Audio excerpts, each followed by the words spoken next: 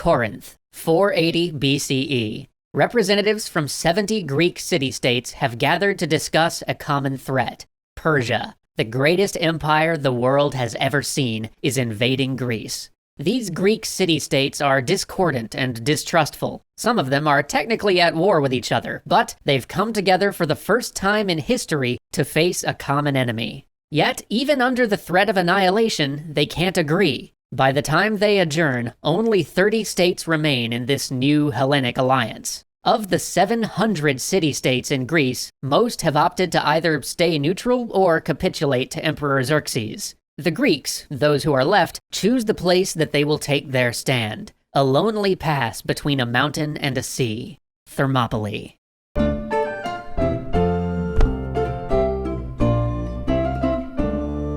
This video is brought to you by Total War Arena, where you can write your own history in Thermopylae. Download the game with the link below and use the code HOPLIGHT for extra goodies.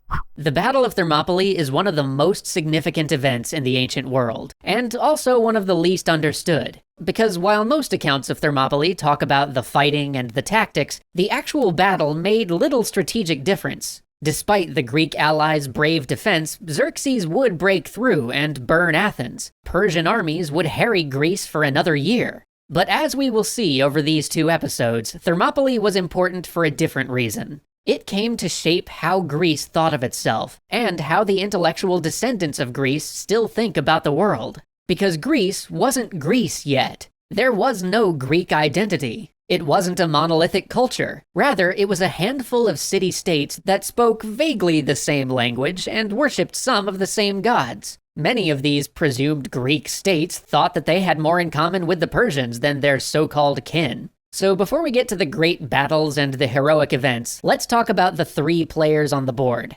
Sparta, Athens, and Persia. And any discussion of Thermopylae has to start with Sparta. Sparta was, without doubt, one of the most extreme societies in human history, a sort of eugenic warrior state. When each new citizen was born, elders would inspect the baby, killing it if it had physical imperfections. At the age of 7, every Spartan boy entered a state education system that drilled him in the arts of war, brutalizing him both physically and mentally, sometimes to the point of death, all in order to create an effective and unquestioning soldier. Men lived permanently in a barracks, with Spartan society even mandating romance within the bounds of the military. But the result of this oppressively brutal system was that Sparta had by far the best heavy infantry in the ancient world. Spartan war consisted entirely of the phalanx, each man guarding the others, moving and fighting in a group. And Spartan society was the same. Duty to the state and self-sacrifice were paramount, and individualism was discouraged. But you can't talk about Spartan culture without talking about the Helots, the massive caste of enslaved people that Spartan society was built upon. Sparta had enslaved its Greek neighbors, forcing them to do back-breaking work. The reason that Spartans could devote their whole culture toward producing soldiers was that none of them had to do labor. Any labor. It was all handled by the people they'd enslaved. In fact, by the time the Hellenic allies gathered at Corinth, there were about 7 Helots for every Spartan. And this imbalance left the Spartans in a perpetual fear of slave revolts. They were a warrior society not to fight wars abroad, but to prevent a Helot uprising at home. To ensure this, they kept the Helots in a perpetual state of terror. Spartan death squads regularly stormed Helot dwellings at night, torturing and murdering anybody who breathed resistance. This paranoia was so acute that Sparta often avoided deploying their troops abroad, preferring to guard against the danger within.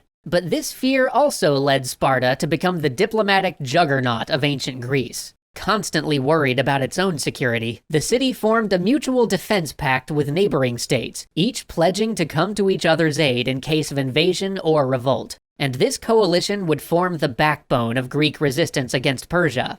Of the 30 Hellenic allies, 14 of them joined because of their pact with Sparta. But you know who wasn't part of that pact?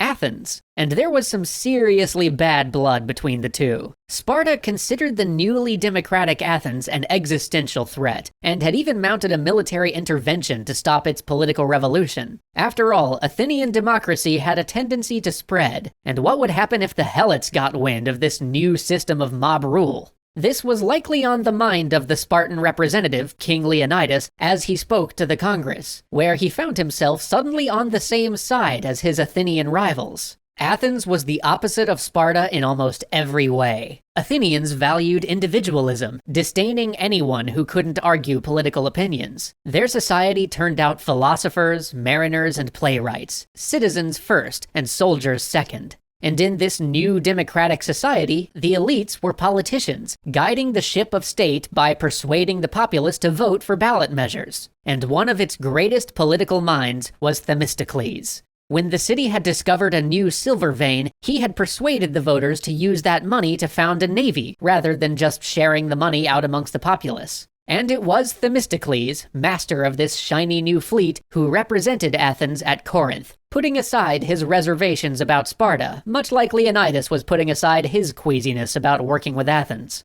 Given the Spartans' warrior culture and diplomatic prowess, he even supported Leonidas as overall leader of the coalition. Where Sparta brought diplomatic and military might, Athens brought its navy and its creative streak. Because while Athenian democracy was more chaotic than Sparta's dual monarchy, it also gave them room for a more flexible type of strategic and political thinking. But it is important that we don't confuse Athens with a modern democracy. At most, only about 30% of the male population voted. Athenian women couldn't hold property or run households like their Spartan cousins. And foreign slaves, while not treated quite as badly as the Helots, did make up about half the population of this great city-state of equals. In fact, while both Athens and Sparta insisted that they fought for freedom and against Persian slavery, they didn't mean freedom in the way that we understand it. They fought for the freedom of self-determination, to evolve their city-states into democracies or rigid warrior cultures as they saw fit. Because they were right, that kind of experimentation would not be tolerated under Persia.